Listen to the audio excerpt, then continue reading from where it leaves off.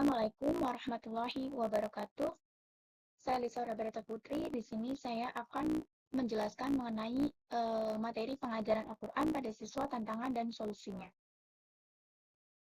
Masalah-masalah yang kita akan temui dalam materi ini, yang pertama ada bagaimana tingkat motivasi siswa dalam pembelajaran Al-Quran. Yang kedua ada faktor apa saja yang mempengaruhi motivasi siswa. Yang ketiga apa saja kendala yang dihadapi oleh guru dalam mengajarkan Al-Quran. Yang keempat ada apakah metode pengajaran Al-Quran saat ini sudah efektif bagi siswa. Yang kelima, bagaimana peran keluarga dan sekolah dalam mendukung pembelajaran Al-Quran. Yang keenam, bagaimana teknologi mempengaruhi minat siswa terhadap Al-Quran.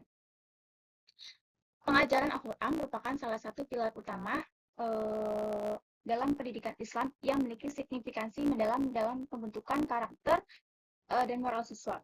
Sebagai kitab suci umat Islam, Al-Quran tidak hanya berfungsi sebagai pedoman spiritual, tetapi juga sebagai ajaran yang mengandung nilai-nilai etika, sosial, dan budaya yang sangat relevan untuk diterapkan dalam kehidupan sehari-hari.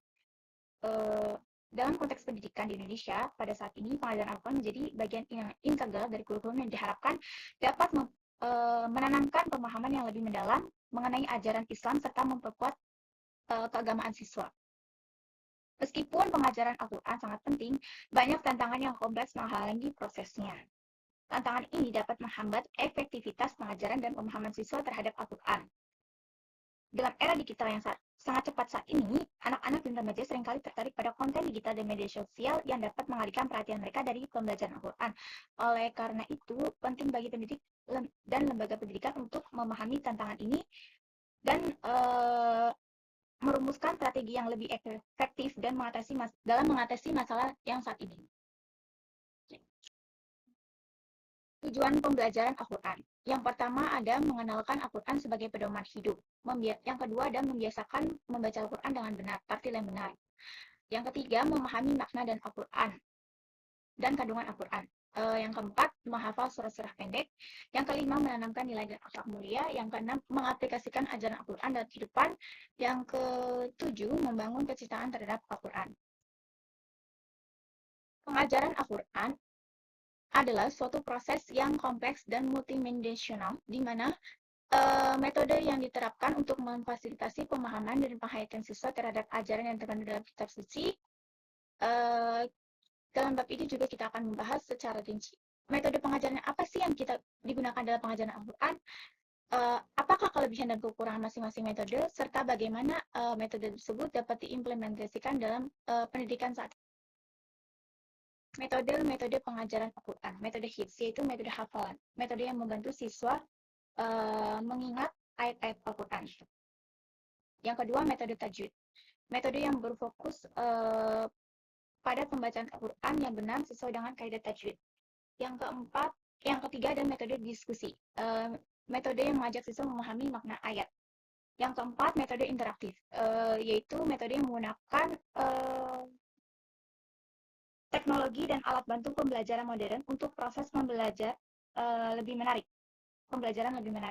Metode ini juga mencakup penggunaan aplikasi, video pembelajaran, dan media sosial. Kelebihan dari metode ini itu siswa lebih tertarik untuk belajar ketika menggunakan teknologi yang mereka kenal.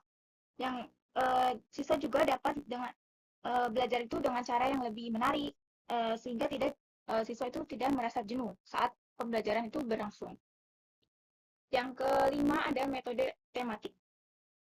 Adalah metode yang mengaitkan ajaran Al-Quran dengan tema atau isu tertentu seperti moralitas, etika dalam kehidupan sehari-hari.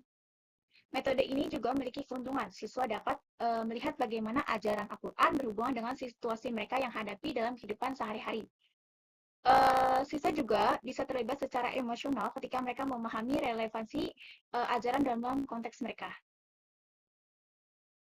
Tantangan-tantangan pengajaran Al-Quran pada siswa. Yang pertama, motivasi belajar siswa yang rendah.